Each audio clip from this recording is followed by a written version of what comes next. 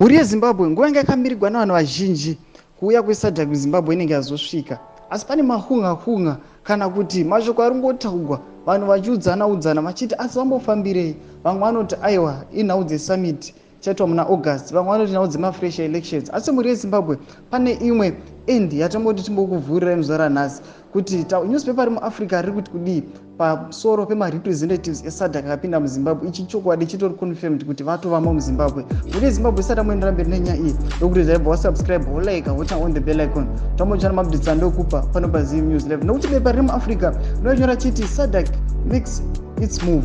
Vanonyora chiti the 4 SADC Secretariat representatives are in Zimbabwe to meet disputed President Emmerson Mnangagwa, highly placed source within government say. The SADC officials arrived in Harare last night and will meet disputed President Emmerson Mnangagwa today.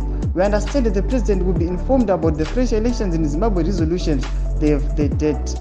Saka vanoenda mberi vachiti we do have it on good authority that SADC has since finalized the holding of fresh elections in Zimbabwe. Saka ndo mashoko abudzwa newspaper iri muAfrica achiti aiwa nhau yavari kufambira ka inhau yekufinaliza nhau dzemafresh elections muZimbabwe nekuti date vanenge vati vanaro. Mhuri yeZimbabwe ndo mashoko abuda mubepa reAfrica anonzi Africa Beauty or Wind. Chipotodza mafungiro ako noti kudii pamusoro penyaya iyi. Aiwa pinda mucomment section medu utiudze view yako, usakanganwa kusubscribe, kulike, noturn on the bell icon. Zvambochana mabhudhitsi andokupa pano paZim News Live.